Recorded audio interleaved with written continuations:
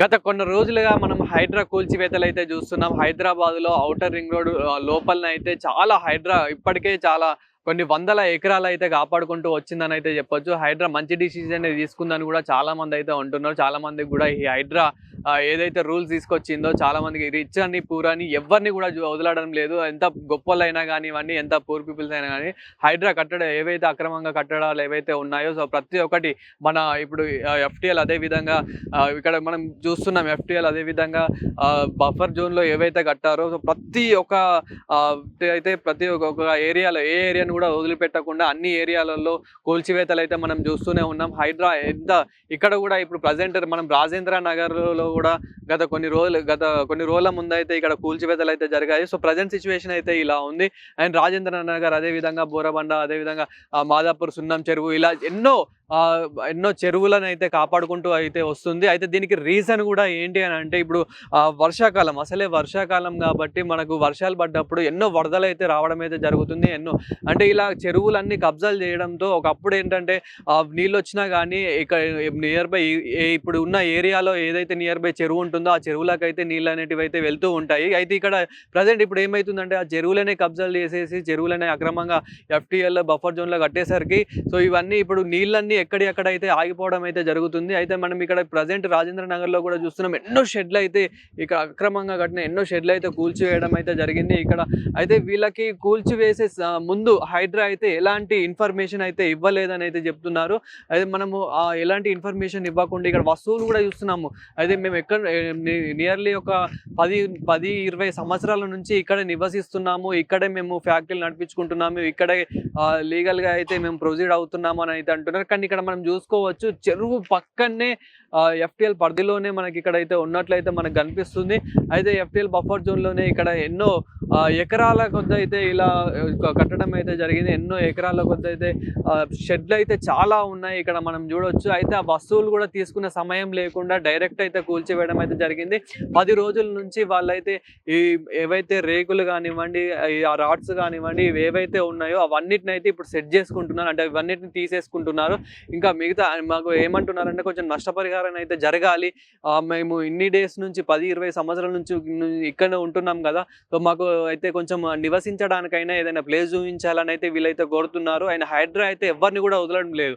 So ఇలాంటి సిచ్యువేషన్లో మళ్ళీ హైడ్రా అయితే ఒక కొత్త రూల్ అయితే తీసుకొచ్చింది. ఏంటంటే మనం ఒక ఇల్లు కట్టుకోవాలన్నా కానీ ఏది కట్టుకోవాలన్నా కానీ గవర్నమెంట్ పర్మిషన్ అయితే మనం తీసుకుంటూ ఉంటాము. అదేవిధంగా అంటే ఇప్పుడు ఊర్లలో కూడా ఎంఆర్ఓ అదేవిధంగా విఆర్ఓ ఇట్లా మనం గ్రామ పంచాయతీ నుంచి అయితే ఒక లిస్ట్ అయితే తీసుకొచ్చుకొని ఉంటాం. అయితే ఇప్పుడు హైడ్రా పర్మిషన్ కూడా కంపల్సరీ ఉండాలి. అందులో మెయిన్ ఇంకా ఏదైతే చెరువుల పక్కన కట్టడాలు ఏవైతే ఉన్నాయో అంటే ఎఫ్‌టీఎల్ పరిధిలో కానివ్వండి బఫర్ జోన్‌లో ఇలా ఆ చుట్టుపక్కల ఏదైతే ఉందో సో ప్రతి ఒక్క దగ్గర హైడ్రా పర్మిషన్ అయితే 100% అయితే ఉండాలని అయితే ఒక కొత్త రూల్ అయితే తీసుకొచ్చింది. అదేవిధంగా ఇప్పుడు పోలీసు సిబ్బందిని కూడా ఈ హైడ్రా టీంలో పోలీస్ సిబ్బందిని అదేవిధంగా నీటి శాఖ అంటే ఆ నీరుని చూసుకునే వాళ్ళని అదేవిధంగా రోడ్డు ఇట్లా ప్రతి ఒక్కరిని అయితే ఈ టీంలోకి అయితే చేర్చుకున్నట్లయితే అర్థమైపోతుంది. అదేవిధంగా ఇప్పుడు హైడ్రా సో కొన్ని రోజులుగా అయితే మనం చూస్తూ ఉన్నాము. అసలు ఎవరిని కూడా వదలడం లేదు.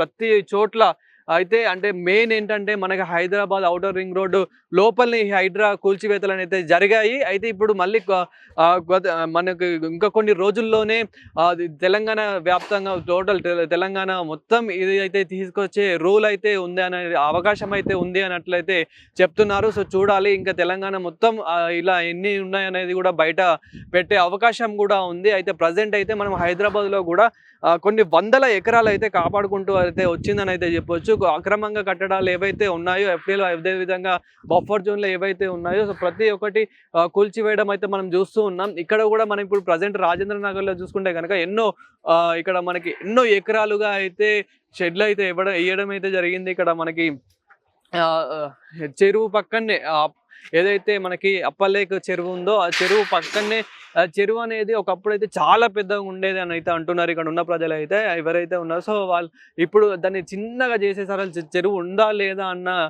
ఫీలింగ్ అయితే వస్తుంది. అంత చిన్నగా అయితే అయిపోయింది. అంటే అంత కట్టడాలనేటివి అంత ముందుకెళ్ళేసి కట్టడం అయితే జరిగింది. సో మనము చూస్తూనే అర్థమైపోతుంది. ఇది ఒక ఎఫ్‌టీఎల్ బఫర్ జోన్‌లో అయితే ఉన్నట్లయితే మనకు అర్థమైపోతుంది. ఇక్కడైతే కొన్ని చాలా వరకి మనం ఇక్కడ చూసుకున్నట్లయితే గనుక షెడ్‌లు లెక్క పెడితే గనుక మినిమమ్ ఇక్కడ మనకి ఒక 20 షెడ్‌లయితే కూల్చివేసినట్లయితే కనిపిస్తున్నాయి. అదేవిధంగా వీళ్ళైతే ఇప్పుడు అంటే సామాన్లు తీసుకునే సమయం కూడా ఇవ్వకుండా అయితే హైడ్రా ఒకటే ఇంకా గర్జిస్తున్నారని చెప్పొచ్చు. ఏందంటే డైరెక్ట్ వచ్చేస్తున్నారు, కూల్చేస్తున్నారు. వాళ్ళ పని వాళ్ళు చేసేసుకున్నారు. అంటే నోటీసులు కానీ ఇప్పుడు కొన్ని రోజులుగా అయితే అంటే ఒక 2, 3 రోజుల నుంచి అయితే కొన్ని రోజుల వరకు అయితే హైడ్రా కూల్చివేతలు అయితే ఆపేసినట్లయితే కనిపిస్తుంది. ఎందుకంటే వాళ్ళు కూడా ఇంకొక స్టెప్ ముందుకెళ్దాము, అంటే గట్టి నిర్ణయం తీసుకుందామని అంటే ఇంకా మీటింగ్‌లో అయితే ఉన్నారు. సో చూడాలి మరి ఏం జరుగుతుంది ఏంటి అనేది ముందు కూడా రంగనాథ్ గారు మరి ఇంకా ఎలాంటి నిర్ణయాలు తీసుకుంటారు. అదేవిధంగా ఇప్పుడు ఏవైతే పూర్ పీపుల్స్ చాలా మంది అయితే ఎవరైతే ఉన్నారో సో వాళ్ళకు కూడా ఎలాంటి న్యాయం చేస్తాడు ఏంటి అనేది కూడా చూడాలి. ఎందుకంటే మనం ఇప్పుడు మాదాపూర్ సున్నం చెరువు దగ్గర కూడా చూసాము. అక్కడ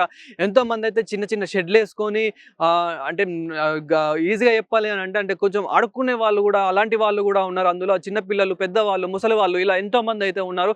సో వాళ్ళకు కూడా కొంచెం నష్టపరిహారం అయితే జరగాలి అని అయితే వాళ్ళు కూడా కోరుకుంటున్నారు. సో వాళ్ళకు కూడా రంగనాథ్ గారు కూడా మేము మా విధమైన అంటే ఒక నిర్ణయం తీసుకొని మేము కూడా సాయం చేస్తానంటే మాట్లాడారు. సో ఏం చేస్తారనేది చూడాలి. అదేవిధంగా ఎంతో మంది ఎన్నో కాలం నుంచి నివసిస్తున్నారు కదా, అది కూడా ఎలా జరుగుతుంది ఏంటి అనేది అయితే అంటే వాళ్ళకు కూడా ఎలాంటి వాళ్ళ గురించి కూడా ఎలాంటి నిర్ణయం తీసుకుంటాడు అనేది కూడా చూడాలి. అయితే మనం ఇప్పుడు రాజేంద్ర నగర్ అయితే ఇక్కడ చూస్తున్నాము. ఎన్నో షెడ్లు అయితే ఇక్కడ కూల్చివేయడం అయితే జరిగింది. క్రమంగా కట్టిన షెడ్లను కానివ్వండి, అదేవిధంగా విల్లాస్ కూడా.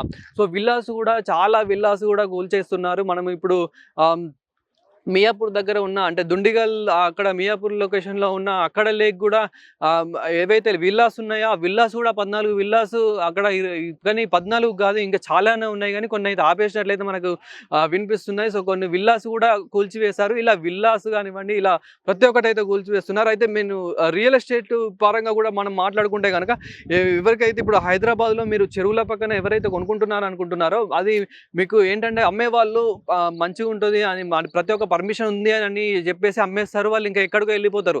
సో కాబట్టి మీరు ఒక కొనే ముందు అయితే హైడ్రా పర్మిషన్ ఉందా ఫస్ట్ ఆఫ్ ఆల్, ఇది చెరువులు అక్రమంగా కట్టారు, ఒకప్పుడు ఎలా ఉండేది ఇప్పుడు ఎలా ఉన్నది అనేది మీరు ఒక ఎంక్వైరీ అయితే చేసి కొనుక్కుంటే చాలా బెస్ట్ అని అయితే చెప్తున్నాను. ఎందుకంటే రీసెంట్గా మనం చాలా ఎన్నో హైడ్రా కూల్చివేతలు అయితే చూస్తున్నాం. అందులో చాలా మంది మోసపోయిన వాళ్ళు చాలా మంది ఉన్నారు. రీసెంట్గా ఇండ్లు కొనుక్కొని ఈఎంఐలు పెట్టుకొని ఇలా ఎంతోమంది అయితే విల్లాస్ కొనుక్కొని సో ఇలా ఉన్న వాళ్ళు ఉన్నారు. అందులో మిడిల్ క్లాస్ వాళ్ళు చాలా మంది ఉన్నారు. కాబట్టి సో అప్పుడు హైడ్రా హైడ్రా చేసుకుంటూ వెళ్తుంది కాబట్టి సో మిమ్మల్ని అప్పుడు